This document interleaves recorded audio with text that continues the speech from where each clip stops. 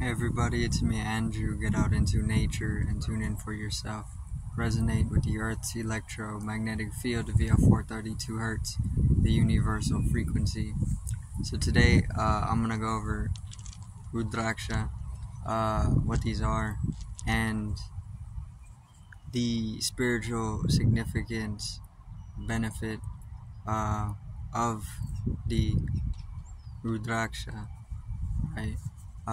So let's get into this. So these are Rudraksha.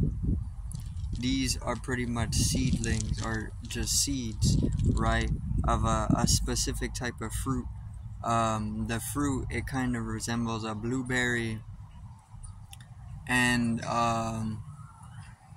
this fruit is pretty much found throughout the east, right, in specific regions, specific areas.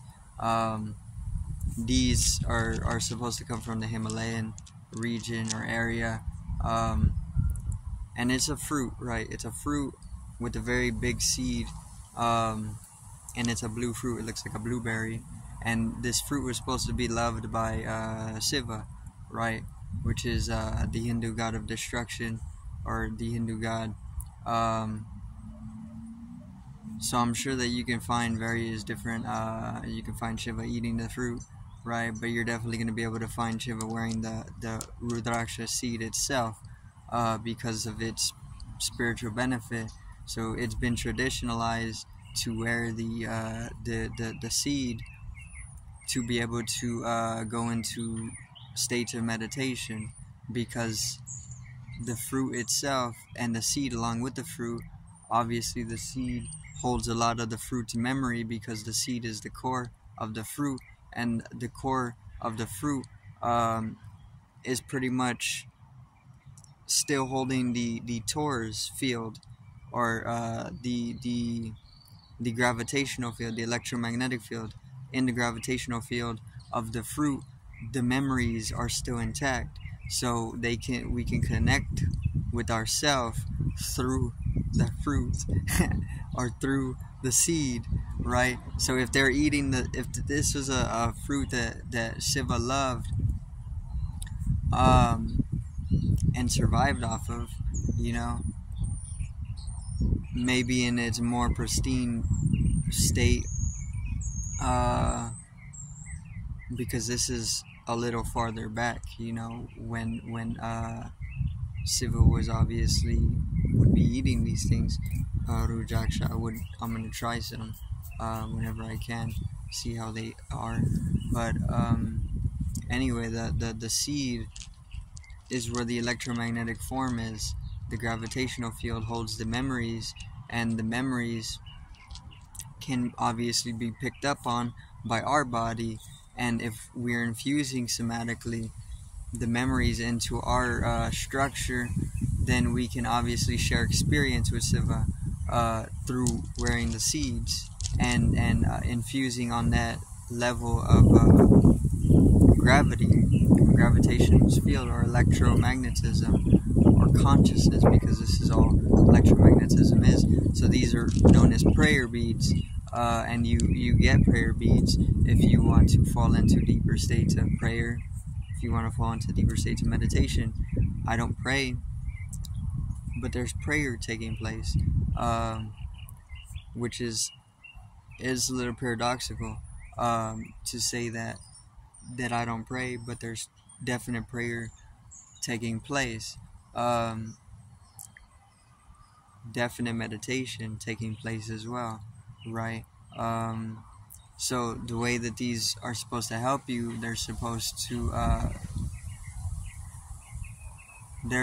to help you progress spiritually, which this is a definite. This is why you see Saivists wearing them, or you will see Buddhists wearing them, you'll see Taoists, monks wearing them, Tibetan peoples wearing them. Anybody who is connected with Shiva, you're gonna find wearing, right? Because this what they're supposed to do, prayer, which goes unspoken, because it's from deeper experience that you are able to find the sensuality of the experience of God to a point of spokenness. Um, so the seeds, they can definitely ground you as well, right? Seeds are they find their way into the ground. This is for all seeds. All seeds follow this cycle. All seeds find their way into the ground so that they can sprout a tree. So by wearing seeds, you can also find yourself grounded and blossoming as well, like a tree.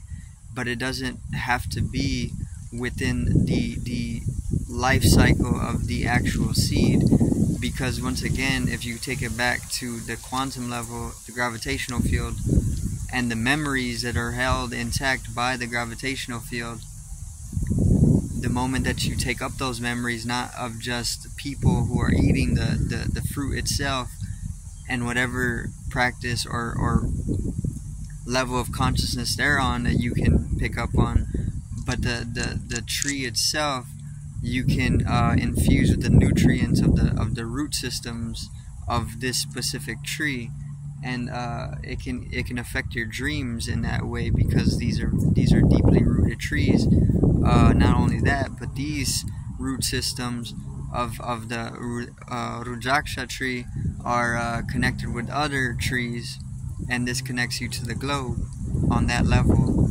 And since it's a very rooted, that's a very rooted organism that you can put your eye on, or that you can witness or observe, it has an effect on your dreams as well, right? So they can even bring more lucidity into your dream state, not only when you're asleep but also when you're awake, because you can go into waking dream. So let me see, the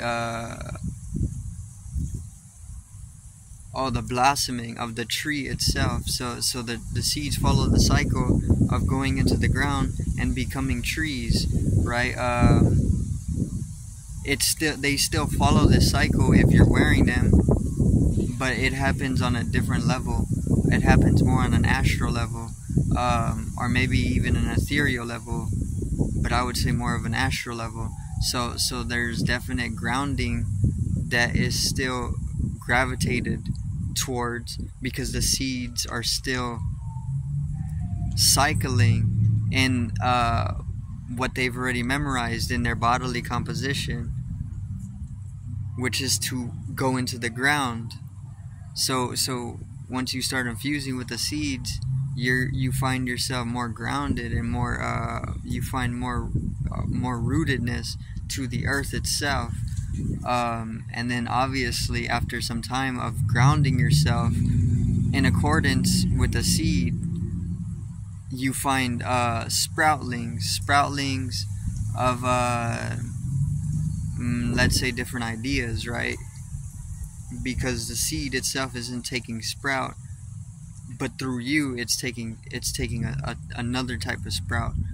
This could be different types of energies, or different types of forms within your interiority taking sprout, within your mind taking sprout, and within those are deeper ethereal substances. The ethereal substances themselves can easily be accessed to connect yourself with the various different masters, who are obviously repping the Rudraksha, which is obviously Shiva himself, because Shiva doesn't actually exist. This is just a higher being. This is why he's revered as God, or as a god, because he doesn't exist, right? But the ethereal substances of the sproutlings taking place through the grounding in that whole accordance is can be accessed for those deeper teachings from Shiva, right? The sproutlings take place, and if it's successful, because there's gonna be detriment to the sproutlings, because it's not a perfect thing. Not all the seeds can actually sprout, but there's multiple seeds, right? And they all have a pretty good chance if everything is fertile enough, which it's all cycle. So it helps itself to renew fertility as well, in that sense. So the sproutlings, you can pick up on deeper wisdom from these, because those different sproutlings are taking their course in blossoming to trees. You can get various different trees though. This is where the sproutlings just start to mature after some time of the seeds being connected with. And the trees are what you're really looking for, because the trees connect us to the whole network. All the trees together are creating a very, very, very vital network, so that we can continue sustainability within our self, right?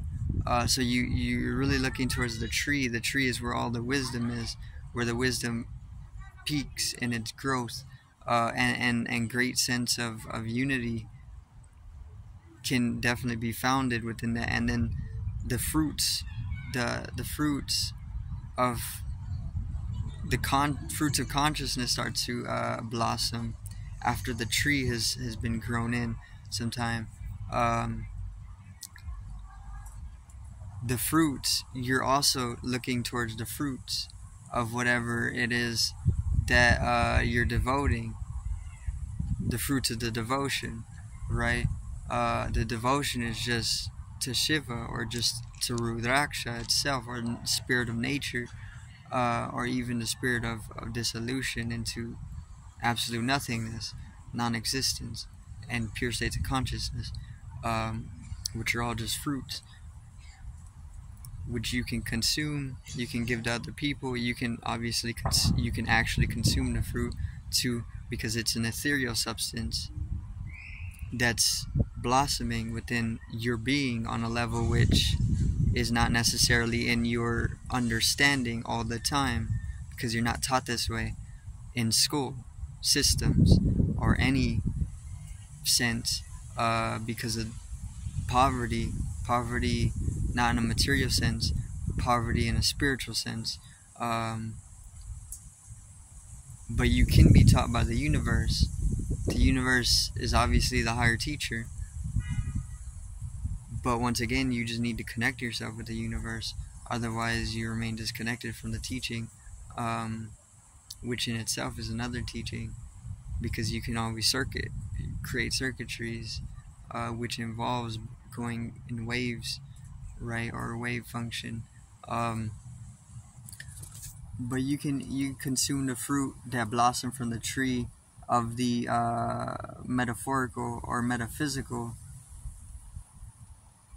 blossoming of the Rudraksha, right? And you can also give fruits to people. You can give them fruits of wisdom that you get from wearing these over time. That wisdom itself can lead them to taking up their own, or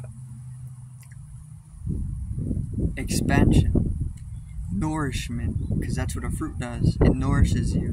The moment you give astral fruit to an astral fruit resembling the form of a Rudraksha, maybe it's blue or something, then you can nourish somebody with that piece of wisdom. And that nourishment goes way deeper than you think, right?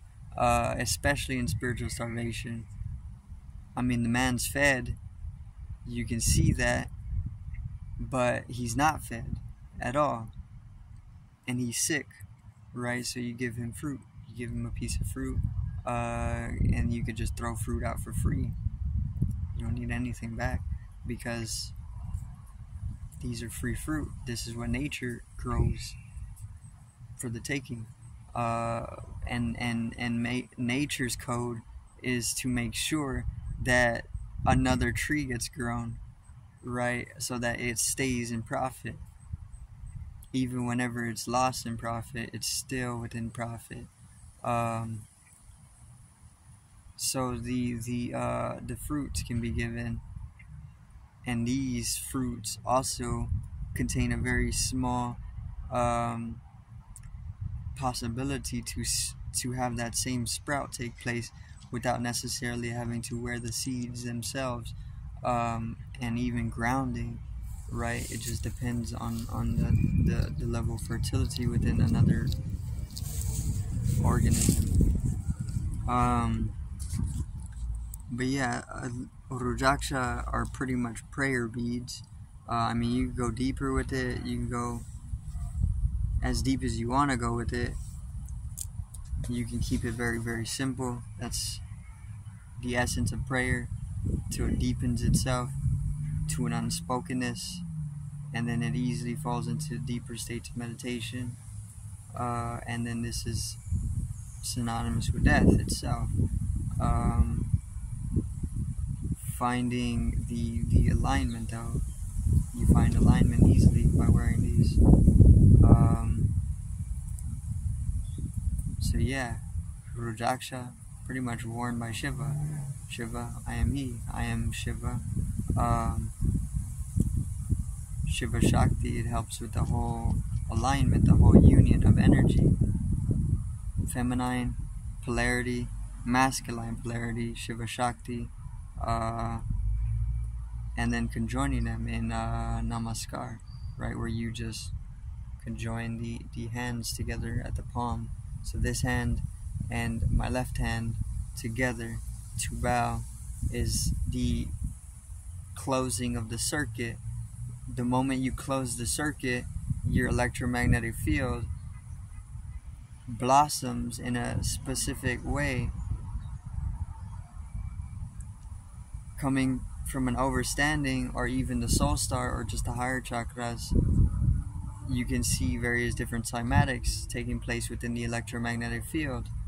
And these can obviously be signals to beings who are only dwelling in higher realms or higher dimensions. And then these signalings can obviously trigger various different things in the metagenic processing.